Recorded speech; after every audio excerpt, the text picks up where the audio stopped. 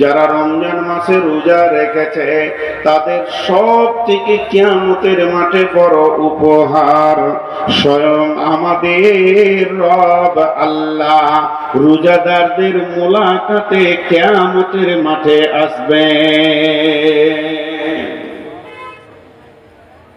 কিয়ামতের মাঠে রোজাদাররা আল্লাহকে দেখবে। হাজি ভাই, যার কাছে আমার জীবনের সমস্ত মানদণ্ডের হিসাব, জান্নাত জাহান্নামের ফায়সালা, যিনি আহকামুল হাকিমিন, যিনার কোনো পরামর্শদাতা নাই আর প্রয়োজনও নাই, যিনার কোনো উকিলের প্রয়োজন নাই, তিনি যদি সমস্ত জাহান্নামীকে জান্নাতে দিয়ে দেয় তো কেন দিলে কথা বলার কারো ক্ষমতা নাই।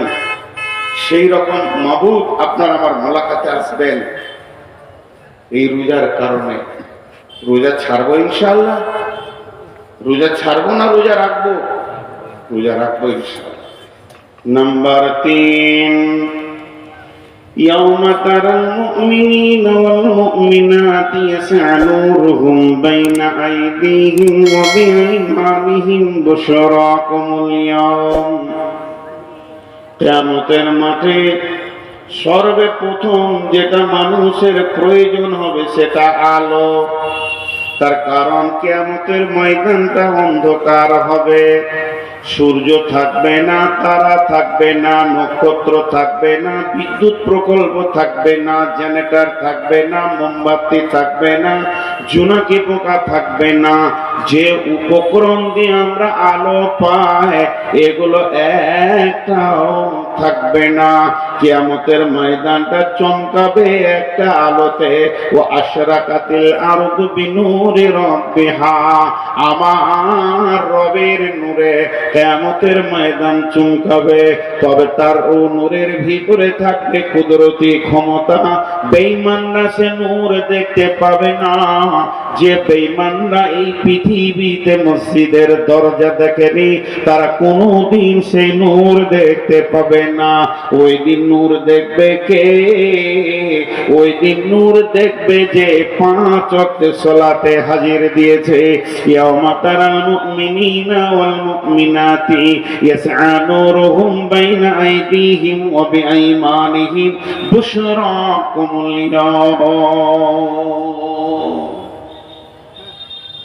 তিরমিজি যখন পড়ছিলাম তো একটা হাদিস পেয়েছিলাম যে এই হযরত আবু হুরায়রা উযু করছে, তেমনি করে পানি নেই, মানে এই পর্যন্ত টানছে।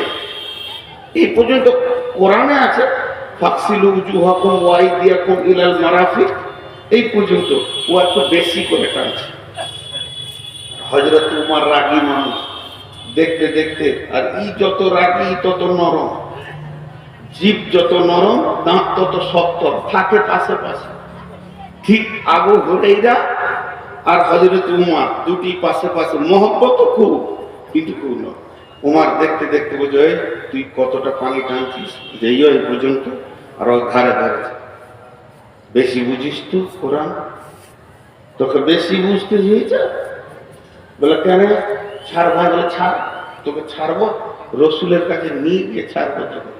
নবীজির কাছে নিয়ে গেছে। তা আবু হুরায়রা নরম মানুষ, খাবো, এই ছাড়ো ছাড়ো। কি হলো?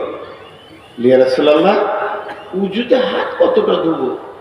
এই কোনায় পর্যন্ত, মারাফিক এই কোনায় পর্যন্ত। তখন বলছি কতটা টানছে দেখেন, এই পর্যন্ত। যে নবীজি বললেন, আবু হুরায়রা তুমি কি কোনায় থেকে আরো বেশি টানছো? বলেছি হ্যাঁ। পারমিশন দিল কে? তখন আবু হুরায়রা বলছেন, দয়ার রাসূল গো, আপনি বলেছেন উযু করার কারণে উযুর জায়গাগুলো কিয়ামতের ময়দানে নূরে ঝকমক করবে। আমি সেই জন্য উযুর পানিটা একটু আগে বাড়িয়ে নিচ্ছি, আমার মুখটা যেন আরো বেশি হয়ে যায়। আল্লাহর নবী বললেন, উমর রে ছেড়ে দাও, ওর তো উযুর নিয়ত নয়, নূর বাড়ানোর নিয়ত। উযু তো হয়েই যাবে। তাহলে উযুর পানির ভিতরে রয়েছে গুণ। যে উম্মত উযু করলো না, যে গোলাম উজু করার মতো কাজ করলো না, সে মাবুদের নূর কিয়ামতের পাঠে পাবে না, অন্ধকারে থাকবে। কিন্তু যারা নামাজ রোজা করেছে, ও আশরাকাতিল আরদু বিনূরি রাব্বিহা, আমাদের রবের নূরের তাজাল্লিতে কিয়ামতের ময়দান ঝকমক করবে। একটা মজার কথা আপনাদেরকে বলে দিই। সবাই জমা হচ্ছে এখানে, দিয়ে মাদানী ভাই বড় বড় গরু এনেছে, স্পেশাল মাছ, ইনশাল্লাহ পেট ভরে খেলে ডায়রিয়া, অর্ধেক তেল অর্ধেক চর্বি। সবাই আমরা বসে গিয়েছি, কিন্তু ধান্দাটা ওইদিকে লেগে আছে যে কখন ডাক পড়বে। এটাকে উদাহরণ দিচ্ছি। কিন্তু আপনি গেটে ঢোকার সঙ্গে সঙ্গে আপনাকে টিকিট দিয়ে দিয়েছে, এখনো খাবার ডাক পড়েনি। টিকিট পেয়েছেন মানে আপনার থালা লেগে গেছে। কথাটা বোঝাতে পারলাম তো? কিয়ামতের মাঠে আপনি যখন উঠবেন, এখন বিচার হবে, ফায়সালা হবে, কিন্তু যদি আপনার উজুর জায়গাতে নূর লেগে গেছে মানে আপনি বুঝলেন যে কাজ হয়ে গেছে। কোরআন বলছে ইয়াওমা তাবিয়াদু উজুহু ওয়া তাসওয়াদু উজুহু فأما الذين ابيضت وجوههم ففي رحمة الله هم فيها خالدون। সেই কিয়ামতের দিনে কিছু চেহারাতে নূরে ঝকমক করবে, আর কিছু চেহারা কালো হবে। তবে যাদের চেহারাতে নূর লেগে যাবে, হিসাবের আগে তুমি বুঝে নাও তুমি আল্লাহর রহমতের আয়াতভুক্ত চলে এসেছো, তোমার আর চিন্তা নাই। অতএব মুসলমান, কিয়ামতের মাঠে আল্লাহর নূর এবং দিদার যদি নিতে হয়, নামাজ আর রোজা দুইখানা ইবাদতকে মজবুত করতে হবে। চারটা সান্ত্বনাদায়ক জিনিস বলেছি, তার মধ্যে তিনটে বলা হলো। একটা হাউজে কাউসারের পানি, একটা আল্লাহর দিদার, আর একটা হলো আল্লাহর নূরের তাজাল্লির জ্যোতি। তিনটে বলা হলো, একটা বাকি আছে, এইটি বিস্তারিত বলবো। আর একটা কি আছে? মনের সান্ত্বনা, দিলের তাসাল্লি দেওয়ার মতো। থাকবো কোথায়? গাছ থাকবে না, পালা থাকবে না, ছাদ থাকবে না, মাথার উপরে সূর্য থাকবে, মাটি তাঁতা করে তামার মতো জ্বলবে। কিয়ামত এই মাটিতেই হবে, যেটাতে আমরা বসে আছি, এই জমিনই কিয়ামত হবে। তাহলে যাব কোথায়? নদী নাই, নালা নাই, পুকুর নাই। এক কথায় বুঝলেন, এই রুটি মা বোনেরা যে রুটি সেঁকে খোলাটা, ওই রকম গোল পৃথিবীটা একটা খোলার মতো হয়ে যাবে। উঁচু নিচু, আপার ডিপার, পাহাড় পর্বত, নদী খাল বিল কিচ্ছু থাকবে না। 40 বছর পৃথিবীটা শূন্য অবস্থায় পড়ে থাকবে। অনুফিকা ফিসসুরি ফাসরিকা মান ফিস সামাওয়াতি ওয়া মান ফিল আরদি ইল্লা মান শাআল্লাহ সুম্মা নুফিকা ফিহি উখরা। যখন দ্বিতীয় সুর ফোঁকা হবে, এই মধ্যখানে 40 বছর একদম কয়লান হয়ে যাবে। দাঁড়াবো কোথায়? ছায়া তো নাই, ঘামে ডুববে মানুষ, বিকট চিৎকার করবে, কিন্তু মত হবে না। দাঁড়াবো কোথায়? একটা ছায়া থাকবে, মাত্র একটি ছায়া। আল্লাহ নবী বলছে, এটাই আমার বক্তব্য আজকে।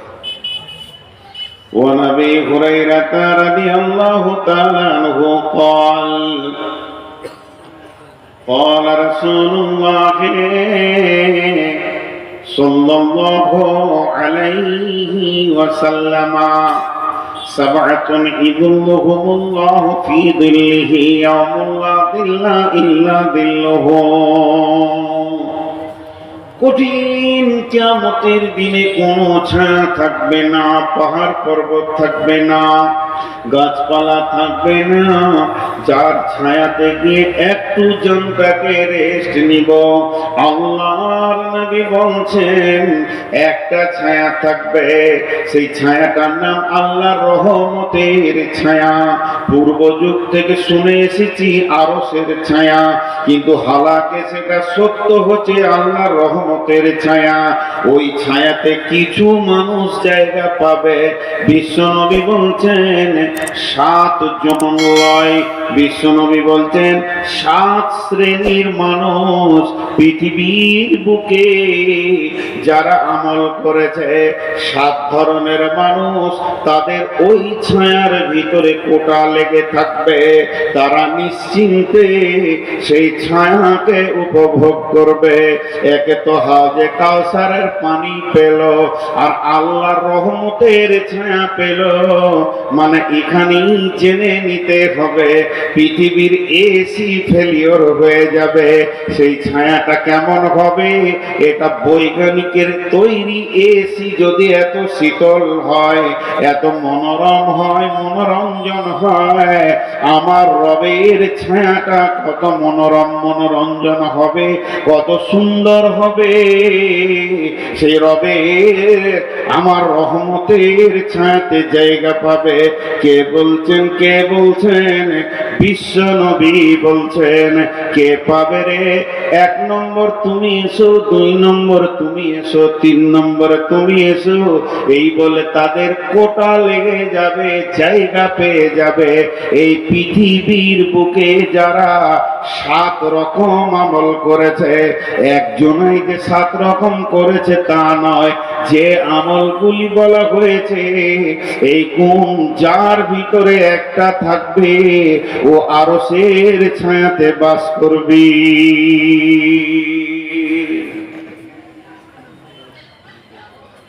এরা উঠছে কেন? 12টা যে বাজে নাই বাপজি। এরা বলছে তুই থাকবা, তোর বাপ থাকুক, আমাদের আরো সে ছায়া দরকার নাই, পেট ভরে বসছি সেগুলো কর। জি, রাগ করিয়েন না বাপ, যা আল্লাহ সহি সালামতে বাড়ি পৌঁছিয়ে দেয়, যেন রাস্তায় কোনো অসুবিধা না।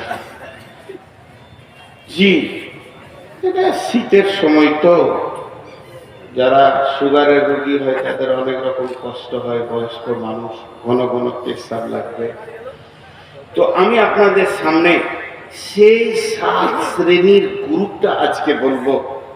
কিয়ামতের মাটিতে সবটাই জান জ্বলে যাবে তা নয়, অনেক সান্ত্বনাদায়ক জিনিস আছে যেগুলোকে আপনাকে আমাকে গ্রহণ করে নিতে হবে। তার ক্যাপাসিটি রসুল বলে চলে গেছেন, সেটা কোন ধরনের মানুষ ওই জায়গায় স্থান পাবে। নাম্বার 1,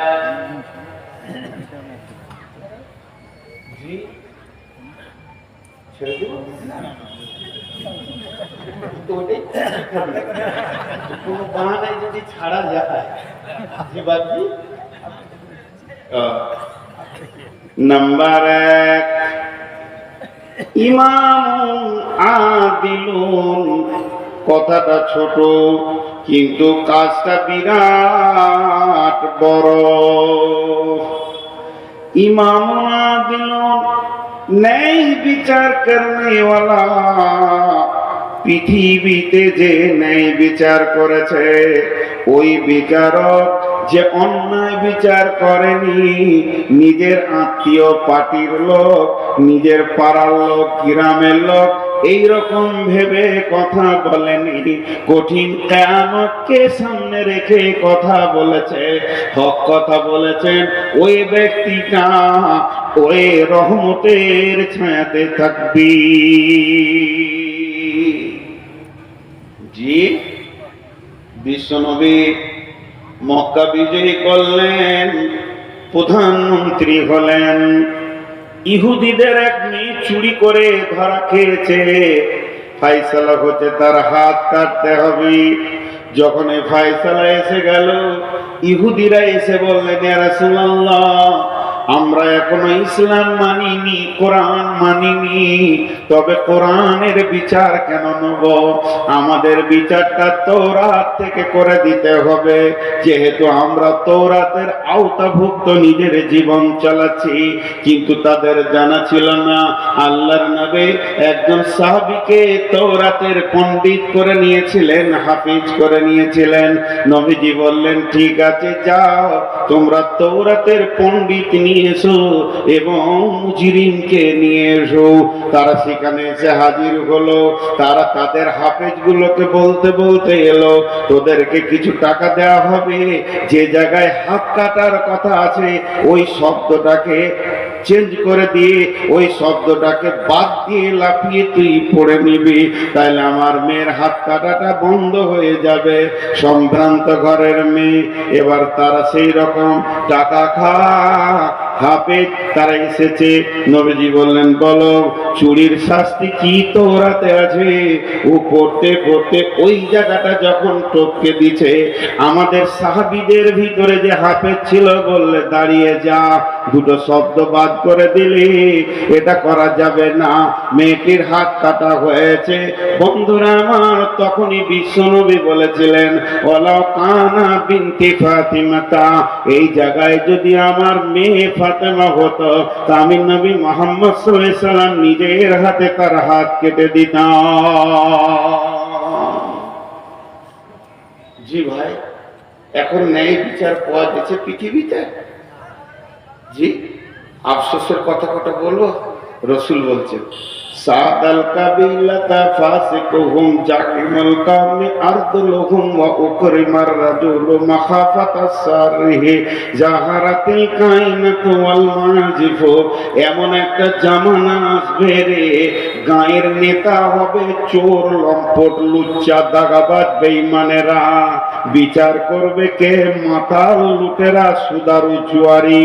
আর গোটা দুনিয়াকে লুটে মেরে পঞ্চায়েতের মাল মেরে খেয়েছে, এরা আবার গায়ের বিচারক হবে। চলছে কি চলছে না? এতগুলো লোক চুপ করে আমাকে ডাকছে, যান যান যান। ও বিচারকে ঘুম লাগছে, চোখ করছে আপনি।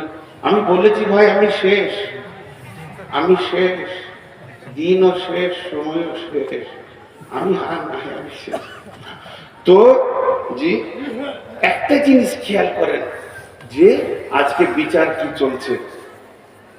আল্লাহ রাসূল আফসোস করেছেন একটা বিষয়ে, দুটি বিষয় আফসোস করলেন। তো সাহাবীরা বলতেন, রাসূলুল্লাহ আপনি আফসোস করছেন দেখতে পাবেন না তার জন্য? বলছি না, আমি দেখতে পাবো না এর জন্য আফসোস করি না, আমার উম্মত দেখতে পাবে এর জন্য আফসোস করছি।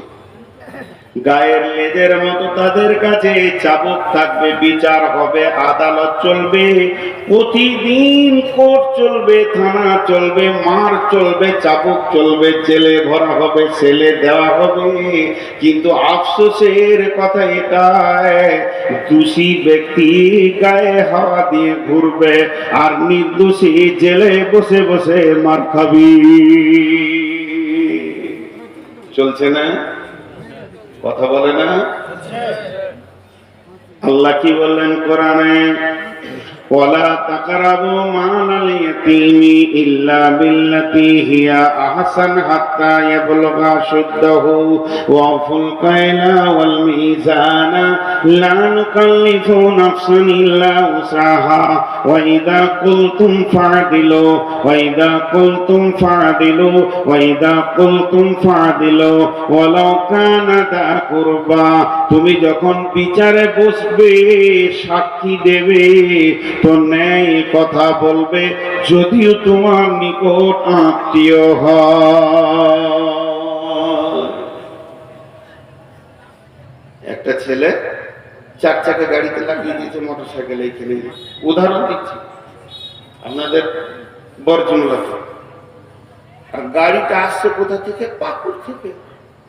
সে গরিবের বাচ্চা বিচারাকে 400 টাকা দিয়ে বলেছে মালটা ঢেলে দিয়ে আজকে ঘুরে এসে খাবি, ব্যাগ তার চুন চুন করছে। আর যে টোটোওয়ালাদের অত্যাচার চলছে রোডে, আল্লাহ মাফ করবো, এ যে করোনা ভাইরাসের থেকেও কঠিন ভাইরাস। 4 চাকা নিয়ে চলা যে কত কঠিন। আমি ড্রাইভারকে বলি টোটো দেখে সাবধান হবে, এলপি গাড়ি থেকে সাবধান হতে হবে না, তাদের ঠিক আছে, কিন্তু এদের কোনো ঠিক নেই। একটা প্যাসেঞ্জার দেখে নিয়েছে, ভয়ঙ্কর ব্রেক করে দিলে, ওই বাড়ি থেকে আসছে, এইখান থেকে ব্রেক করে এমনি করছে, জানো নাকি? তার মানে যে চেপে আছে সেই নালীলা করছে, জানা যাবে না এদের যা চরিত্র। তো ন্যায় বিচারের ব্যাপারে আমি আপনাদের সামনে যেটা বলছি, যে একটা গাড়িকে টোটোতে লাগিয়ে দিয়েছে, এলপি গাড়িতে, দোষ টোটোওয়ালা, অন্যায়ের বেলাইনে ছিল, ওটা বড় গাড়ি একটু লেগেছে তো এর একটা চাকা চলে গেছে, ভেঙে গেছে, এখন ওকে কলার ধরে নেমে মারছে, চলছে মার, ও মারতে মারতে ওর বন্ধু এসে বলছে তাহলে আমি অনেকদিন মাঝখানি দেখা যেতে চুলতে হিলিয়ে দিয়ে ও মারলে। এখন মানে বর্তমান যুবকদের একটা ভাইরাস, লম্বা চুল আর খালি মাথাটা এমনি করছে, হাতটা খালি এমনি করছে, হাতটা খালি এমনি করছে।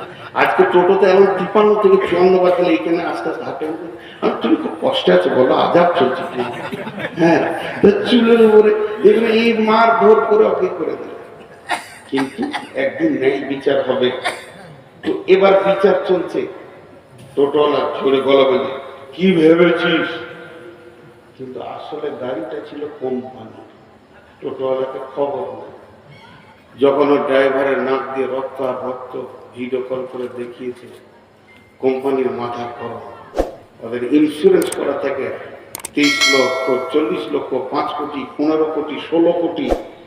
জি, শিল্প ব্যাংকে শুধু অ্যাকাউন্ট খুলতে গেলে 10 কোটি টাকা লাগে, অ্যাকাউন্ট খুলতে, রানিং করতে। তো সেই রকম তারা বড় কোম্পানি, মনে রাগ হয়েছে, 4খানা কেস ঢুকেছে, মাল লুট, টাকা পয়সা লুট, মাল নষ্ট, 13 লক্ষ টাকার মাল ক্ষতি, দিয়ে দিয়েছে 4খানা কেস, একদম কলকাতায় মেরেছে, লালবাজারে। ওখান থেকে খবর আসে লালগোলায়, আসামি তুলো, রাত 3টের সময় পুলিশ এসে টোটোওয়ালার ঘর ঘরে টেনে বার করছে। কি হলো, এতগুলো কেস হচ্ছে, ঠান্ডা ঠান্ডা, আমার আবার গোষ্ঠী পর্যন্ত ঠান্ডা, অঙ্ক করে 3 লাখ টাকার ঘর বাড়ি নাই, কিন্তু মাস্তানি করেছে। বহু ঘটনা এরকম ঘটেছে, চটপট করে তার দ্বারা হাত দিতে গিয়ে দিয়ে যখন ওকে থানাতে বসানো হয়েছে, মন দিয়ে শুনবেন, একদিকে ও তো বসিয়ে আছে, থানা বড় বলছে বস, বসলো, একদিকে এসপি, একদিকে ডিএম, একদিকে এসটিও, আর একদিকে আরো কিছু কোম্পানির লোক, এরা টিম নেমে গেছে। তখন বলছে তুই লাগিয়েছিলি না গাড়িটা লাগিয়েছিল, তখন গলাটা বুঝতে তো আজকে করে কেন বলছিস, তুই সেই দিনই কেমন করছিলি, সেদিন মেরেছিলি, সেই দিন তোর গলার সাউন্ডটা কেমন ছিল, আজকে কেন হালকা হয়ে গেল। আদালতের মাঝে পড়েছো, সৈন্যের মাঝে আছো, এখন তোমার সমস্ত আম শুকিয়ে চুর হয়ে গেছে, এখন তুমি আর আমরাও, তোমার নাম আমচুর, টেনেও সোজা করা যেছে না। বড়বাবু বলছে গলা ছেড়ে কথা বল, পানি খা, বলছে স্যার ভুল হয়ে গেছে, চলবে না। তো আমার আল্লাহ বলছে আমি জিভটাকে রেখেছি 32টা সৈন্যের মধ্যখানে, 2টি সিবিআই কাস্টম তার উপরে আছে, 2টা সিআইডি রয়েছে, এই দিকে 2টা কাস্টম অফিস তাকে ঘিরে রেখেছে। মাথাটা হলো গোটা বডির আদালত, এতগুলোর ভিতরে যেদিকে তুই কথা বলিস এটাই হলো তোর কথার জায়গা। আল্লাহ বলছে মাইদা কুনতুম, যখন তুই কথা বলবে ভাড়া দিল, ইনসাফ করে কথা বলবে, তোর বডিটি আমার সিআইডি কাজ করছে, ভাড়া দিল ওয়ালাউ কানা দা কুরবা, যদিও সে নিকট আত্মীয় হয়। বাদশাহ নিজে হরিণ শিকার করতে গিয়েছে, এরকম করে তীর ধরেছে, একবারে ফলা তীর, হরিণকে পাবে তোর ওখানে দুনিয়াতে বেঁচে থাকতে হবে না। আর যেই তীর ছেড়েছে, হরিণটা তরক করে লাফিয়ে উঠেছে, আর লক্ষ্যভ্রষ্ট হয়ে পায়ের তলাতে সেই তীর, নদীর ধারে এক বুড়ি এমনি করে কাপড় সাফ করছিল, আর ওর একমাত্র বিধবা মেয়ে বাচ্চাটা দাঁড়িয়েছিল, কানে পড়ে স্পট। কাজীর কাছে বিচার চলে গেল, বাদশাহ নিজে মেরেছে, দেশের বাদশাহ মেরেছে, আর বিচার গেছে কাজীর কাছে। আজকে শুক্রবার, রবিবার বিকাল 3টে ফাইসালা হলো, বাদশাকে এনে হাজির করা হলো। বাদশার সিংহাসনে নেই, কাঠগোড়ায় দাঁড়িয়ে আছে, বুড়ি দাঁড়িয়ে আছে, দাপন কাপন হয়ে গেছে। একদিকে স্বামী হারিয়েছে, এবার সন্তান হারালো, যার মুখ পানে তাকিয়ে দুনিয়ার আলো দেখছিল। বাদশা তীর হাতে করে গেছে, কাজী বিচার দিচ্ছে। বাদশাহ বলে, বলুন তুমি মেরেছ? বলে, হ্যাঁ স্যার, ইচ্ছা করে নয়, তবে লক্ষ্যভ্রষ্ট হয়ে গেছে। হরিণটা চলে গেল, যে নদীর ধারে ঘাটে উনি কাপড় সাফ করছেন, ওর বাচ্চার কানে লেগেছে, কি স্পট হয়ে গেছে। বাদশা এবার ফাইসালা দিচ্ছে, জাল্লাদ, আমার আল্লাহর ফাইসালা কতলের পরিবর্তে কতল। তুমি হরিণ মারবে না বাঘ মারবে তোমার ব্যাপার, কিন্তু তোমাকে ডানে বামে দেখতে হতো। যদি তীর লক্ষ্যভ্রষ্ট হয় তাহলে তীর কোথাকে পৌঁছাতে পারে। তুমি নিশান তো পাগলার মতো হরিণের নিশাই মেরে দিয়েছো। অতএব হে জাল্লাদ, তুমি ওই বাদশার গর্দনকে উড়িয়ে দাও। বাদশা তীরটাকে ধরলো, ধরে এইভাবে টান দিয়ে নিশান করে কাজীকে বলছে, কাজী রে, আজকেও আমি তীরটা এনেছিলাম, যদি আমার পানে মুখ পানে তাকিয়ে তুমি অন্যায় বিচার করতে, আর একটা মাথার আমি করতাম। কারণ আমি তীর হাতে করে কাঠগড়ায় উঠেছি, এই জন্যে অন্যায় বিচার আমি দেশে মেনে নিতে পারবো না। আমার গর্দন চলে যাক, কিন্তু ন্যায় বিচার হয়ে যাক। বুড়ি তখন এই কাঠগড়া থেকে কাঁদতে শুরু করেছে, কাজী সাহেব, এটা তো আমার মুজরিম, আমি যদি মাফ করে দিই বাদশাকে আপনি কি করবেন? বলে, আপনি মাফ করলে মাফ হবে। কাজী সাহেব, আমি ওকেই মাফ করে দিলাম, একটা সন্তান হারিয়েছি, এটার মায়ের কল যেন আর খালি না হয়। বাদশা ধরেছে, বুড়িকে জড়িয়ে ধরে বলছে, মা, তোমার যে সন্তান মাটিতে শুয়ে গেছে, ওটাকে আমাকেই মনে করে নিয়ে তুমি আমার কাছে বাকি জীবনটা কাটিয়ে নাও। আল্লাহ বলছে, আরো সে নিজে ছায় নেবে। আজকে একবার বিচারে বসে দেখবেন, কেন বিচার শুনতেই বিরক্ত লাগবে, বিচার শুনতেই বিরক্ত লাগবে। হ্যাঁ, একটা সাইকেলে অ্যাক্সিডেন্ট হয়েছে, মোটর সাইকেলের সাথে কাদা ছিল, কাদাতে স্লিপ করে গিয়েছে মোটরসাইকেলটা, সাইকেলে করে পড়ে গেছে, সাইকেলটা ভেঙে গেছে। মোটর সাইকেলওয়ালাও তৃণমূল, সাইকেলওয়ালাও তৃণমূল, কিন্তু যার ঘরের সামনে কাদা সে স্লিপ। বিচার হচ্ছে, কাদা পড়েছিল কেন, টাকা অকি 10,000 লাগবে। সে বিচারা জানের ভয়ে 10,000 টাকা দিয়ে খাচ্ছে। আমাদের এখানে সব জজ বসে আছে, যতগুলো বসে আছে, হ্যাঁ,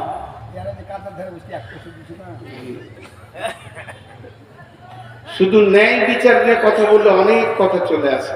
নাম্বার 2 নম্বর থেকে যা ওই আরশের ছায়াতে থাকবে, সেই 2 নম্বরটা হলো ওয়াশাবুন সাফি ইবাদাতিল্লাহি তাআলা।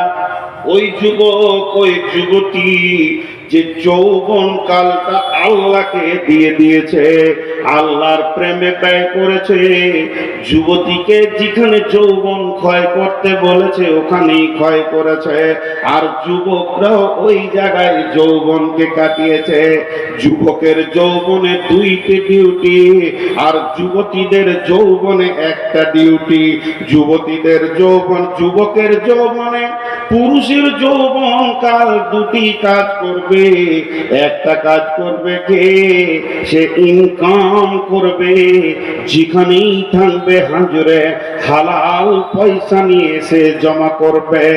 আল্লাহ বলেছেন, ফাইদা কুদিয়াতিস সালাতু ফান্তাশিরু ফিল আরদি ওয়াবতাগু মিন ফাদলিল্লাহি ওয়াযকুরুল্লাহা কাসীরান লাআল্লাকুম তুফলিহুন। আমার মতো সুগারের রোগীটা মসজিদে বসে বসে বসে বসে আসর থেকে মাগরিব পর্যন্ত যদি সুবহানাল্লাহ আলহামদুলিল্লাহ বলে, যে নেকিটা পাবে একটা যুবক যদি শুধু একটা মাল সেল করার জন্য বেরিয়ে যায়, সে যে ইনকামটা করবে, যদি ও রাস্তার ধারে বলে 4 আনা 4 আনা 5 টাকা 5 টাকা, মানে চিড়ে বাদাম বিক্রি করছে 5 টাকা 5 টাকা 5 টাকা 5 টাকা 5 টাকা, মুখ দিয়ে কুল হল ইন্না আতাই না নয়, 5 টাকা 5 টাকা 5 টাকা 5 টাকা, এই যে মুখ দিয়ে বলছে লিবেন ভাই আপনি খান, আপনার ছেলে মেয়ের জন্য নিয়ে যান, এই যে ওর মুখটা চলছে, আর আমি মসজিদে বসে বসে সুবহানাল্লাহ সুবহানাল্লাহ সুবহানাল্লাহ, আমার থেকে লাখো গুণে বেশি নেকি পাবে। তসবিহ করাটা হলো সুন্নত নফল, কিন্তু হালাল উপার্জন করা হচ্ছে ফরজ, এটা কোরআনের হুকুম, ফরজে আইন। হে যুবক, তুমি যৌবন কালে ইনকাম করবে, আর কি করবে যৌবন কালে? ওয়াল হাফিজুনা লিহুদুদিল্লাহ, আল্লাহর কোরআনের হিফাজত করবে। যেখানেই শুনতে পাবে কোরআনের বিরুদ্ধে কাজ চলছে, জান দিব না হলে জান নিয়ে নিব। ইউকাতিলুনা ফি সাবিলিল্লাহি ফায়াকতুলুনা ওয়া ইকতালুনা, হয় কতল করব নাই কতল হয়ে যাব, আল্লাহর জমিনে বেঈমানি করতে দিব না। যুবক তুমি উঠে দাঁড়াও, দুটি তোমাদের কাজ। আর যুবতীরা কি করবে? কুল্লিল মুমিনাতি ইয়াগুযুদনা মিন আবসারিহিন্না ওয়া ইয়াহফাজনা ফুরুজাহুন্না, মেয়েদের যৌনাঙ্গ, মেয়েদের সরঙ্গাকে কেন্দ্র করে আমার রব কোরআনে বেশ কয়েকটা আয়াত নাযিল করেছেন। আম্মা জানা আয়েশাকে পাক করতে গিয়ে 11 খানা আয়াত নাযিল করেছেন। হযরত মারিয়ামের পবিত্র ঘোষণা করতে গিয়ে বেশ কয়েকটা আয়াত নাযিল করেছে। এবং আমার রব সারা পৃথিবীর যত মুমিন আছে, আল্লাহ ওয়ালি আছে, এদের যৌনাঙ্গকে এক জায়গায় করা বলেছে, তোমরা এটাকে হেফাজত করো। এটা যে কত দামি জিনিস, আমার পৃথিবীতে যত নবী, যত মাওলানা, যত মুফতি, যত বক্তা, যত মাদানী, যত কারি, যত হাফেজ, যত শহীদ, যত নবী, যত আম্বিয়া এসেছে, ওটার ভিতর দিয়ে পৃথিবী দেখেছে। আল্লাহ বলেছেন সুম্মাস সাবিলা ইয়াসসারা, তোমাদের মায়ের রাস্তা তোমাদের জন্য আসান করে দিয়েছি, এর জন্য পৃথিবীর আলো দেখেছ। হে আমার মায়ের দল, লুচ্চাদের পাল্লায় পড়ে তুমি এত দামি জিনিসটাকে নষ্ট করে দিও না। আল্লাহ তাবারাক ওয়া তাআলা বিশ্ব যুবতীর জন্য একটা পাটখারা রেখেছেন, হযরতে মারিয়াম, তাকে নবুয়তি টাইটেল দিয়েছেন আলাইহাস সালাম। সেই মারিয়ামের ব্যাপারে আল্লাহ বলছেন, ও মারিয়াম বানাতা ইমরানা আল্লাতী আহসানাত ফারজাহা ফানাফাকনা ফীহি মির রূহিনা ওয়া সাদ্দাকাত বিকালিমাতি রাব্বিহা ওয়া কুতুবিহি ওয়া কানাত মিনাল কানিতিন। বিশ্ব যুবতীর দল রে, তোমরা মারিয়ামকে দেখে লক্ষ্য করে পা ফেলো, সে তার সরঙ্গা এবং গোটা বডিটার এমনই হিফাজত করেছিল। আমি রব তার ভিতর থেকে দামি গোলামকে নিলাম এবং মা বাপকে, মা বেটাকে কিতাব দিয়ে ধন্য করলাম।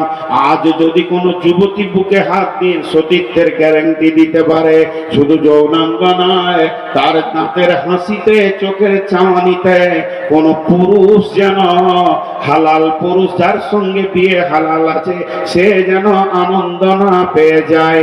যদি তা পেয়ে যায়, মা তুমি বিক্রি হয়ে গেলে তোমার দেহে আর কোনো মূল্য থাকলো না।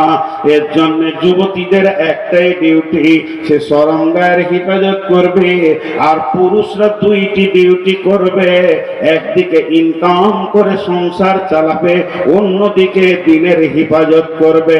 আমার নবী বলছেন, ওয়াশাবুন সাআ ফি ইবাদাতিল্লাহ, ওই যুবক যুবতী আল্লাহর রহমতের ছায়াতে কোটা লেগে যাবে, যার যৌবনকাল আল্লাহর হুকুমের উপরে চলেছে। আর 15 মিনিট পানি খায় রাখবে।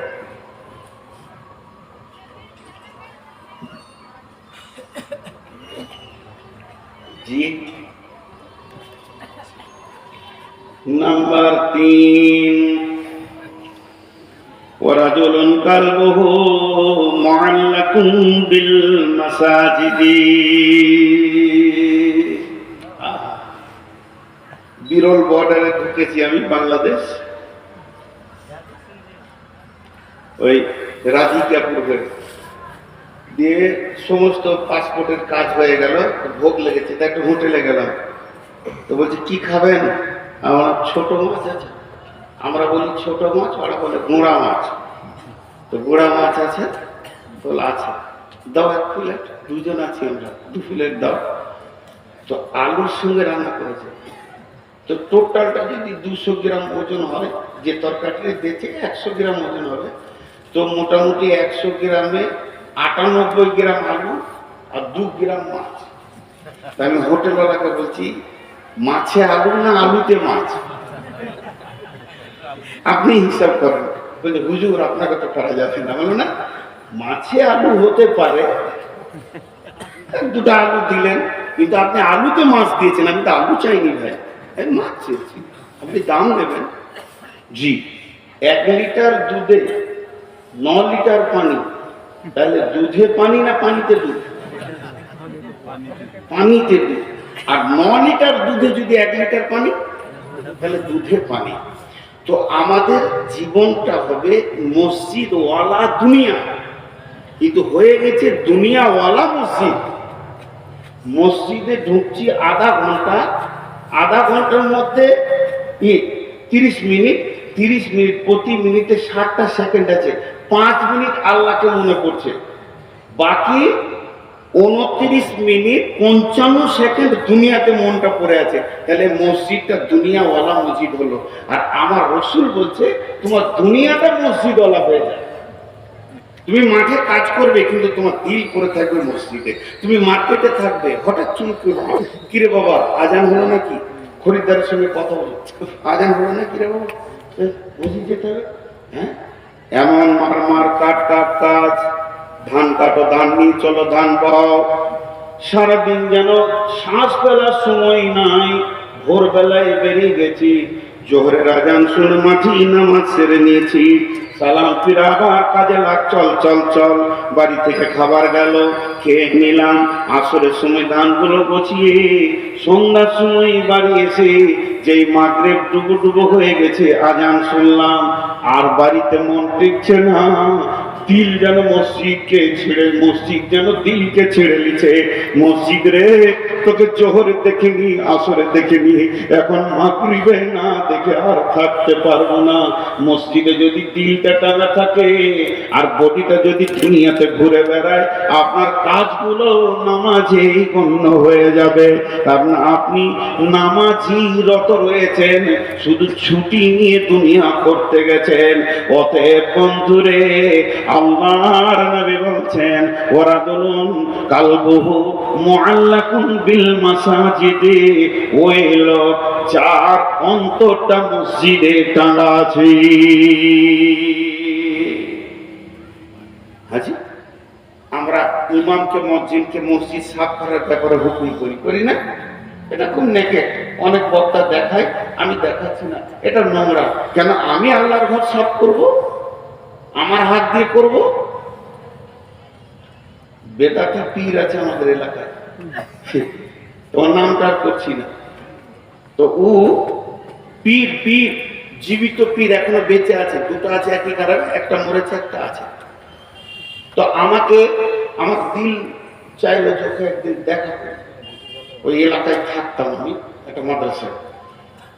তো ভদ্রলোক এত হার্ড আরবি জানে, আবার ইঞ্জিনিয়ার, ইংল্যান্ড থেকে পাস করা ইঞ্জিনিয়ার, পীর ইংল্যান্ড থেকে পাস করা ইঞ্জিনিয়ার, আর এত হার্ড আরবি জানে যে ও আরবি বলবে তার আপনি ডিকশনারি ছাড়া তর্জমা করতে পারবেন। ভদ্রলোক এত শিক্ষিত, কিন্তু ওই এহরামের মতো একটা কাপড় নিচে পরে আছে আর একটা গায়ে দিয়ে আছে। ওর একটা মুরিদকে বললাম, তোর পীরকে দেখা দিল, চলেন, নিয়ে গেল। তো আমি মসজিদের দরজায় দাঁড়িয়ে আছি, ঘন ঘন ঘড়ি দেখছি, মানে 40 মিনিট পরেই আমার বাস, 40 মিনিট পরেই বাস।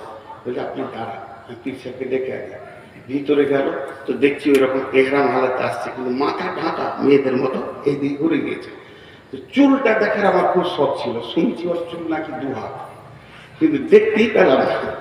তো দেখার খুব শখ ছিল, টেনে তো খুলতে পারছি না। তো অনেক উচ্চ শিক্ষিত মানুষের খবর আমি জানি, উনি আসলেন। আমি বলছি না যে এটা ভালো কাজের লাইন। তো এসে আমি এক হাতে মুসাফা করলাম, উনি এক হাতে মুসাফা করলেন। সালাম আলাইকুম। সালাম। কি বাবা নূর মোহাম্মদ? আমার নামটা আগে থেকে জানি বা ও বলেছেন উনি। আমি অনেকদিন থেকে ভাবছি হয়তো তুমি একবার দেখা করবে, এতদিন পরে। আমার সাথে ওর বয়স আসমান জমির পার্থক্য, উনি মুরব্বী।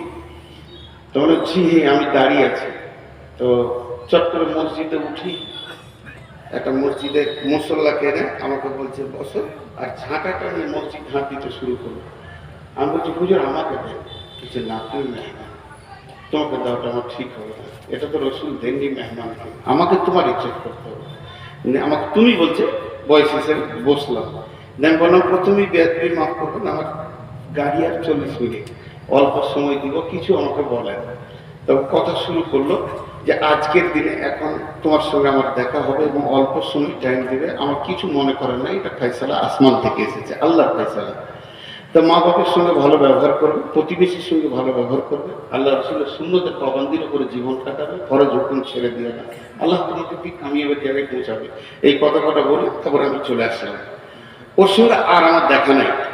তো ওর কাছ থেকে এই ইলমগুলো পেয়েছিলাম, ওর মুরিদের কাছ থেকে, শরীয়ত, তরিকত, হাকিকাত, মারিফাত, তান্ত্রিক, তামাসিক, যান্ত্রিক, রাজস্বিক, এই রুটের লাইনে যে কথাগুলো ওখান থেকে উদ্ধার করেছিলাম অনেক। তো খুব নোংরা জায়গা আছে এখানে, খুব নোংরা আছে, আপনারা শুনে ভালো মনে করলেন, খুব নোংরা আছে।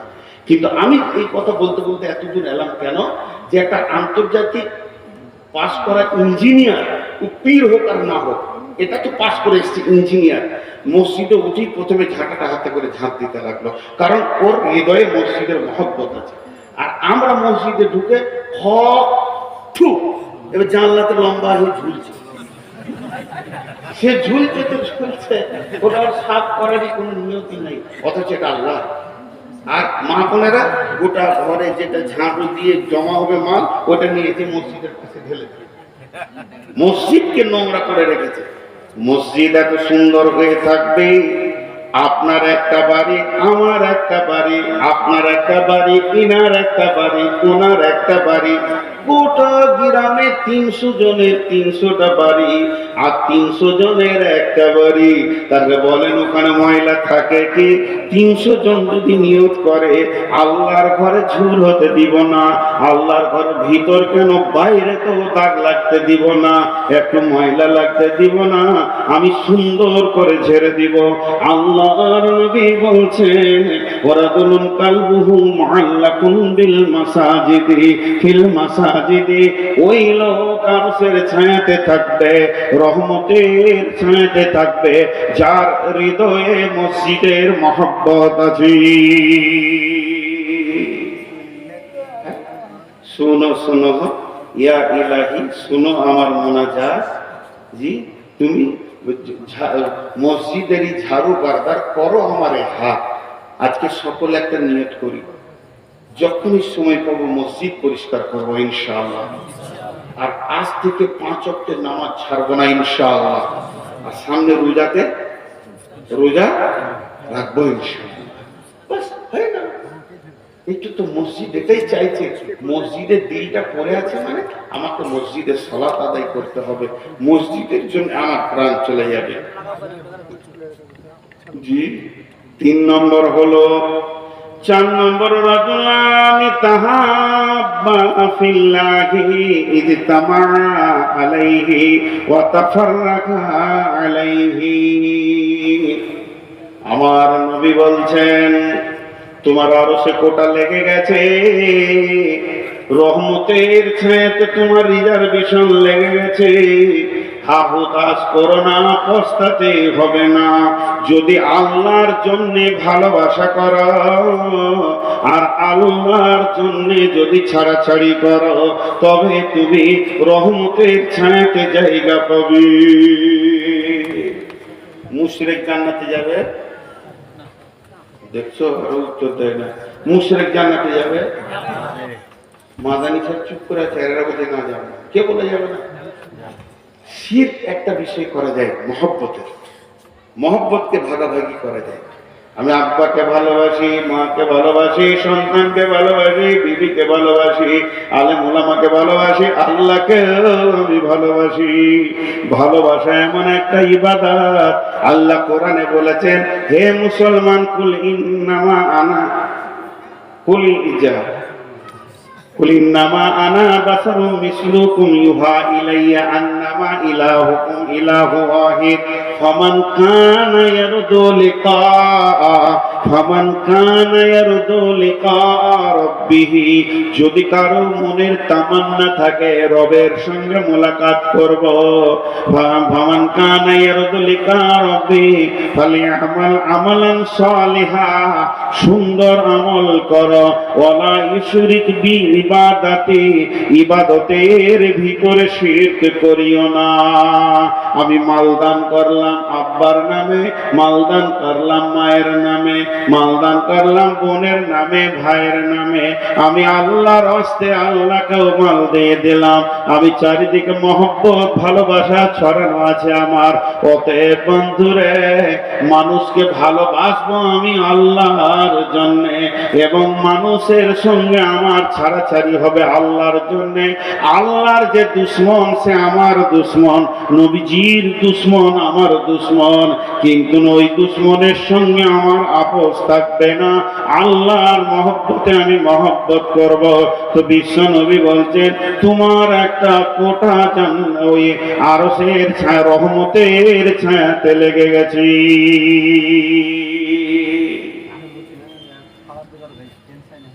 বর্তমানে যত ভালোবাসা হয় স্বার্থ লুকানো থাকে। কথাটা বুঝাতে পারলাম? স্বার্থ লুকানো থাকার কারণে ওটা প্রেম বলা যাবে না, ওটার নাম হবে ধান্দাবাজ। ওটার নাম কি? ধান্দাবাজ। ওর যখনই স্বার্থ ফুরিয়ে যাবে টুক করে কেটে যাবে। ভালো কাউকে বাঁচতে গেলে অন্তর থেকে ভালোবাসতে হবে, যে ভালোবাসার ভিতরে কোনো রকম কোনো ছল চতুরি থাকবে না। তাহলে আর 3 মিনিট আছে, ঘুরি না না, হ্যাঁ কালেকশন আছে, আধা ঘন্টা কালেকশন আছে। কালেকশন করবেন আপনি? কে করবে? আপনি। সিজন পেরিয়ে গেল, বলছে আলু তুলো। এখন আম গাছে একটা যদি আম বের করে দিতে পারেন তা আপনাকে 10 লাখ টাকা কালেকশন দেবো। না, এটা ভুল হয়ে গেল, 12 মিনিট গাছে থাকতে পারে।